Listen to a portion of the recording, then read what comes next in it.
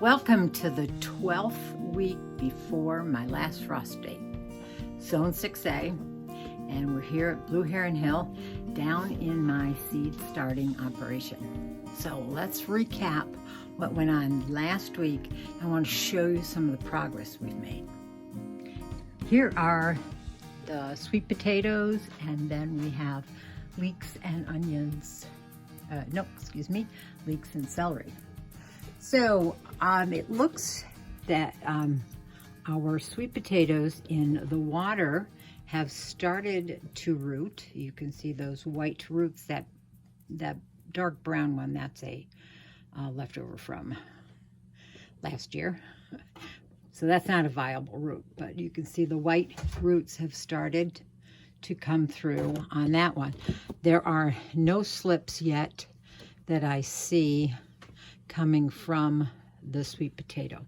This one, I don't see any roots on yet, but if you pull it out, you can see some of these nubs are enlarging. Like here, for instance, that looks to me as a root that's going to start to come off of this mother potato here.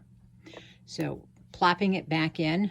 One thing I forgot to mention last week is that it's important to change the water. I try and do it about every other day. Give it fresh water, clean out your glass so no slimy mold, mildew, or whatever it is starts to grow in there. My first tray of sweet potatoes, if you can see this right over here, is a root that's coming out from the mother potato. No slips yet from this one. This one here, I don't really see any root growth yet coming out into the substrate here, and thus no slips yet. And same with this one here. Here's our next tray. And these are those white sweet potatoes. You can see the root, massive root growth into the substrate from these two mother potatoes. We do have some of the slips that are starting to grow. These are sprouting. These had sprouted even before I put them into the mix, the soilless mix here. So these had a bit of a head start. I can see down here there are some more starting to come up. Looks like that's a little bit soggy there. I'm wondering if I'm going to get some rot here. I may have to cut this portion off and see if I can't just root the rest of this. You should look for that. That's not a good sign. So I'm going to see if I can remedy that. Okay, the next one. These had started to sprout already because these came from my last summer's crop. So they are doing particularly well. You can see roots coming down into the soil here. These slips are starting off just fine. This guy over here, I don't see anything coming up quite yet, but we'll keep an eye on that one. These are two different varieties right here. This tray right here are leeks. And this is my Bulgarian giant leeks, and these started to sprout about 3 days after I had planted them. So they're going strong. I am going to now leave the humidity dome off of it, which means then I'm going to have to keep my eye on making sure that the soil is moist. If in about, I don't know, 3 or 4 more days, I might replant in some of these cells. Some of the seed might have gotten buried too deeply, but I'll keep my eye on that and we'll see how that works. In the last tray here, taking off the dome, These are my my celery, 3 different types. I have a little bit of germination coming out in this row. This row, quite heavily germinated section here. I don't really see any in this section over here. Celery takes a long time. I'm very, very surprised at how quickly that germinated and sprouted up. Have to keep my eye on this. I think I am going to keep the humidity dome on this for a little bit longer. Make sure you keep the moisture level up, not too soggy of soil. So what we did last week, I think, is all fairly positive, except for maybe this one sweet potato here, which I'm going to have to deal with pretty soon, so it doesn't, if this is actually rot, that it's not going to affect the rest of what I have growing in this tray. Also, what we planted last week were 3 different types of onions. This one, or let's see, this over here is the yellow sweet onion. I don't see any germination out of this one at all. In this one, I think we have just one here, which is a good start. Oh no, there's probably another one right here and a couple more just popping up through here. Good sign, good sign. And the last one, I don't really see any at all through here. Making sure that my soil stays moist. Usually with this humidity dome, it will.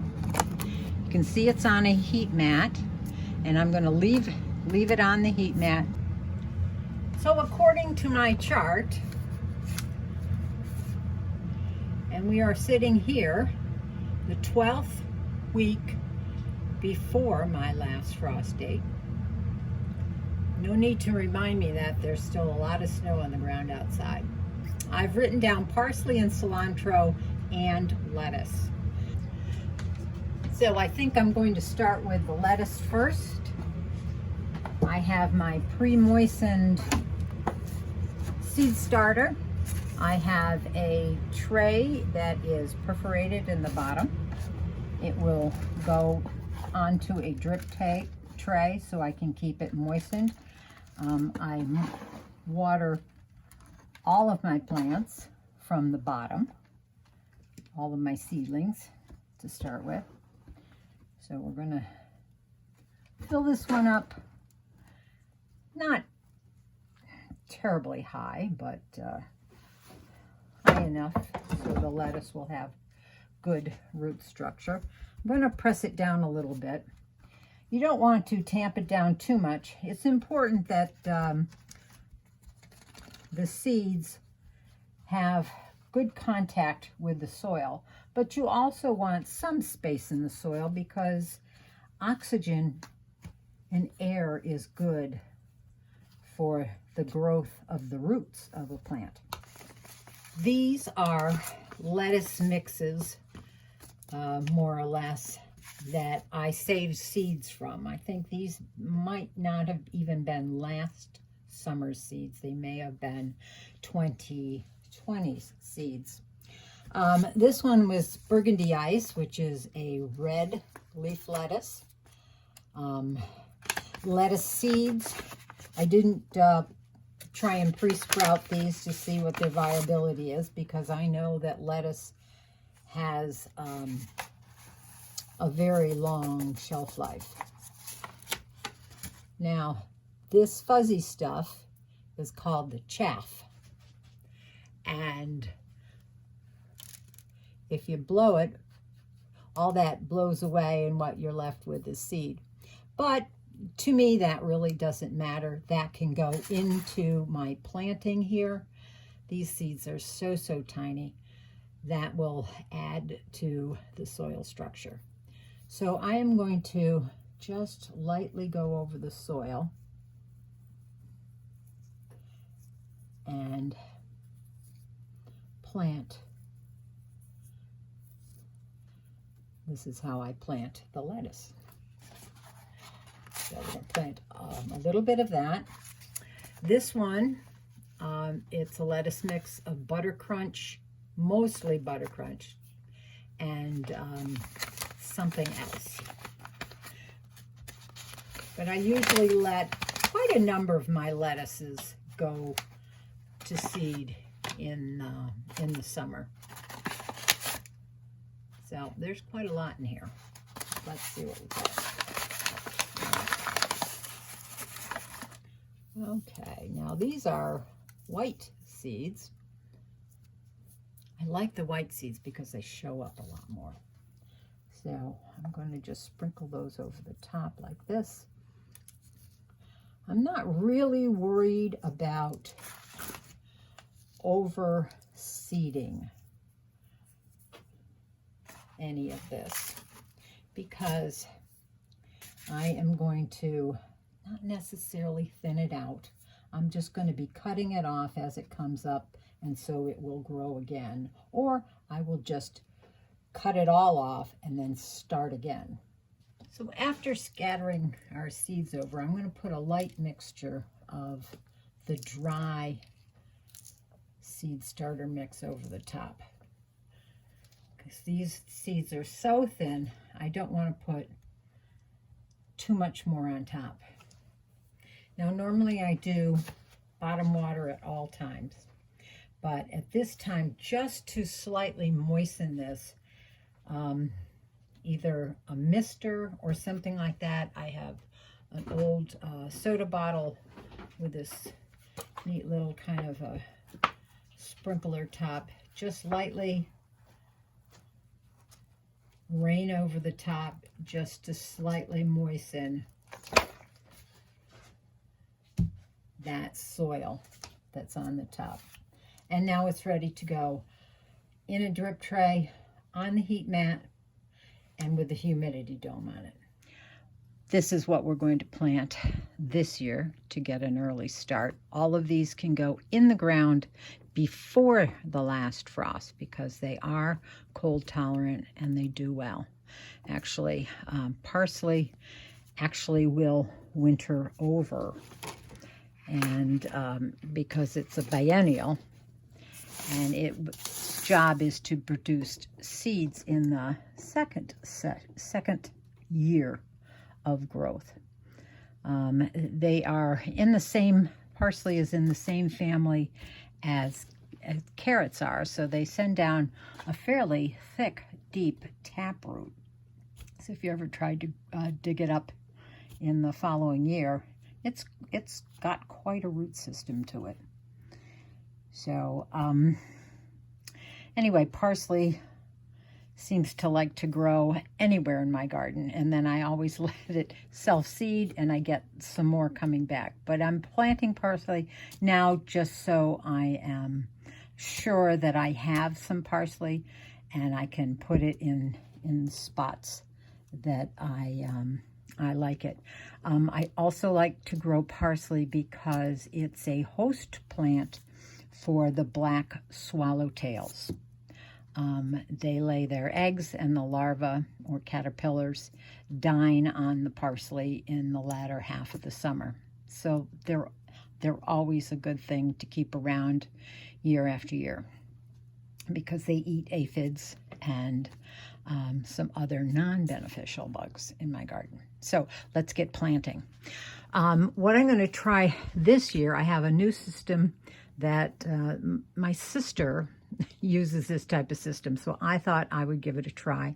This is from Parks. This is their bio dorm. I am not affiliated with them in any way, but I just thought I would try it, and I'm going to grow like 9 parsleys and 9 cilantros in here and see how it works. So this biodome consists of 4 elements, so to speak. This plastic thing is the moisture control dome or humidity dome.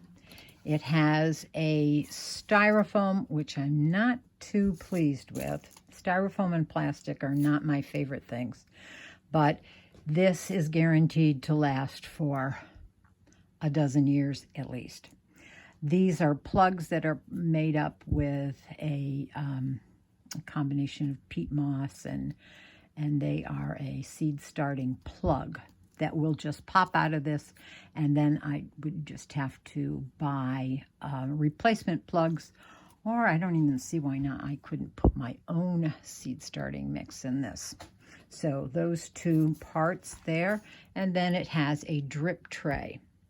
And you start out by soaking this in tepid water for, I don't know, 10-15 minutes, so these things will absorbed all the water. And I did that, and so they're moist. I can feel they're moist. You keep water, about a 1/4 inch of water in the bottom, and put your, after planting seeds, and put your moisture dome on top. And these have wicked up and will wick up just the right amount of moisture to keep your seeds fueled with the correct amount of moisture and not too much. All right, let's start with cilantro first. I'm going to start with this prepackaged cilantro. And I'm supposed to plant these at a depth of about 1/2 inch. So these little holes in here, I think, should suffice. I'm going to plop 2 in each one. I'll just press them down just a little bit. If I get good germination, then I'll probably be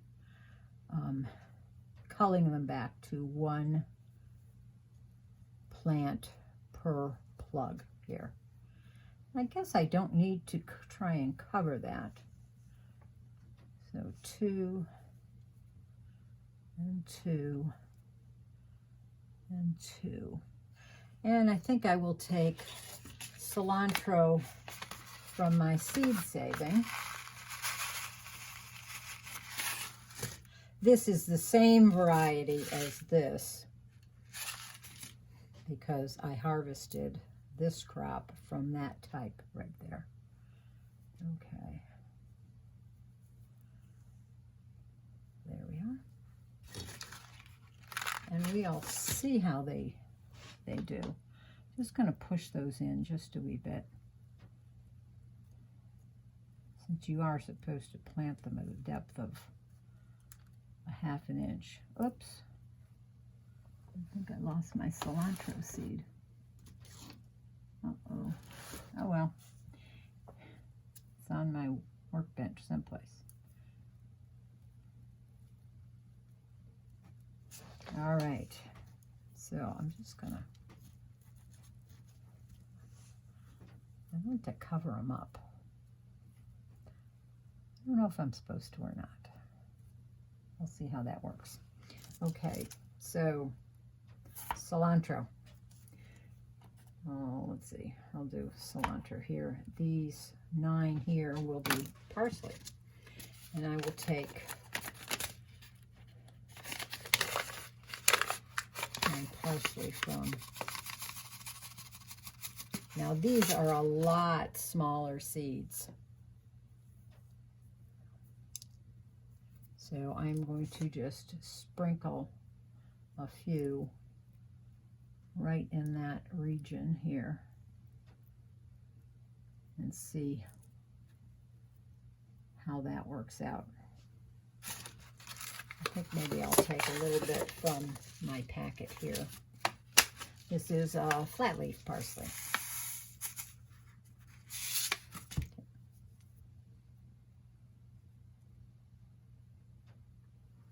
Okay.